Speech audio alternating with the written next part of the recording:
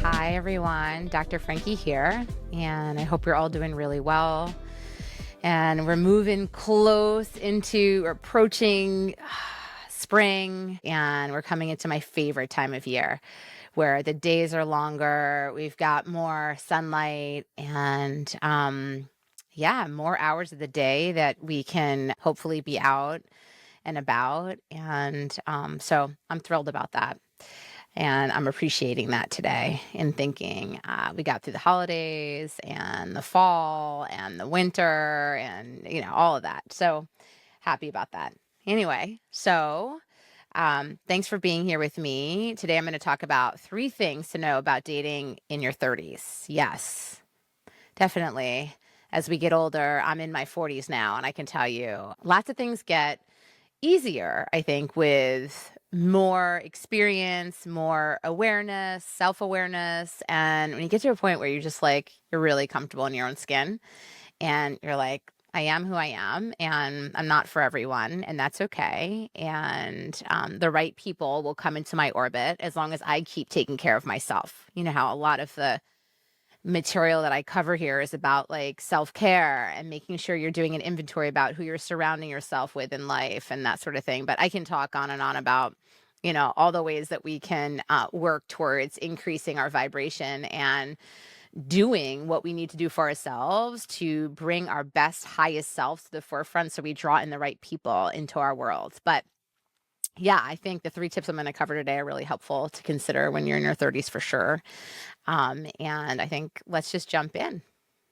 Entering your 30s can feel disorienting, it can feel intimidating, depending on your personal context. You may feel past your prime or like you're hopelessly behind when it comes to dating. We may feel self conscious or self critical, especially if most of the people in our social circles are coupled or they're married.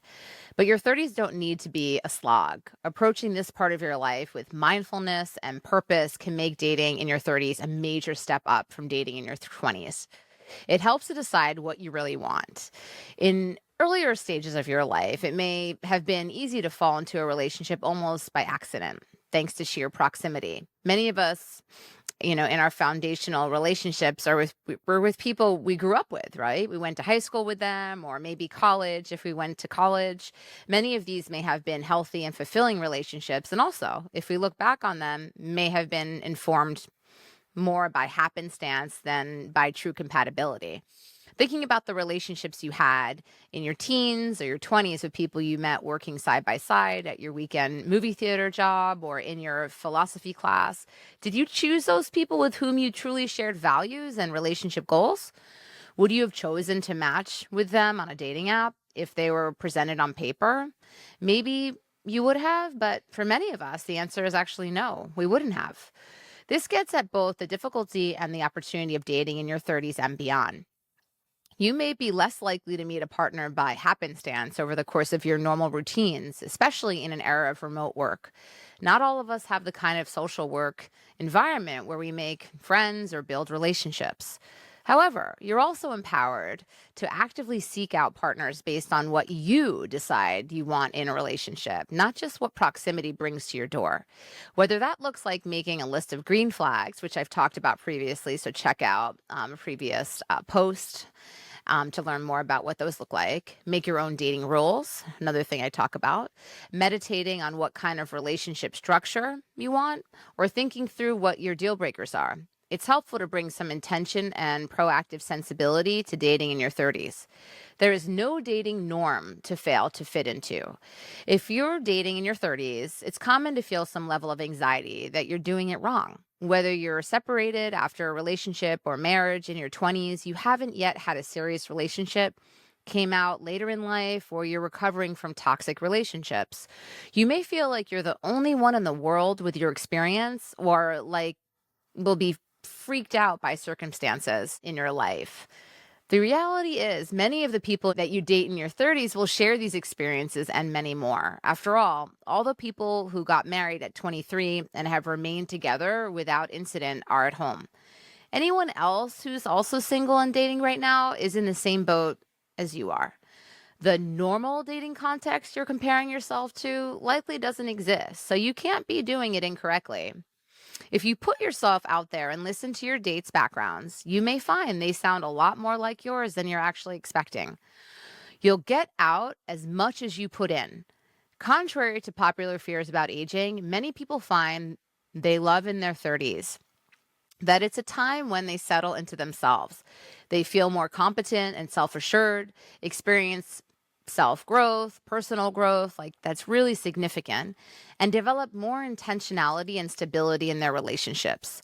This can mean dating becomes more fun, satisfying, and worthwhile, and your romantic relationships more fulfilling than any previous period in your life. However, this kind of growth isn't handed to anyone on a silver platter. The fact of aging on its own won't make your relationships better, but working on yourself and how you show up to dating will. Whether that's going to therapy, learning more about your attachment style, working with your nervous system to develop more resilience, practicing setting good boundaries, investing in your friendships, getting into new hobbies, or masturbating more to get a better sense of what you like with a partner, working on yourself is the key to better dating and relationship in your 30s. So like I kicked off today's topic with the idea of increasing your vibration, engaging in self-care, doing self-growth work, whether it be reading self-help books, joining groups that will expand the way that you think about yourself, the way that you think about others, the world.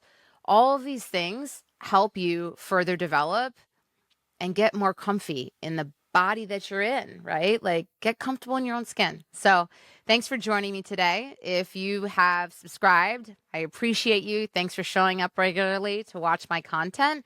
And for those of you that are new to my channel, please subscribe, share, like, comment, all the good things. And I look forward to hearing from you, and definitely happy that you're here on this journey with me, because I couldn't do it if it wasn't for y'all believing in what I do and valuing what I put out there. So thank you.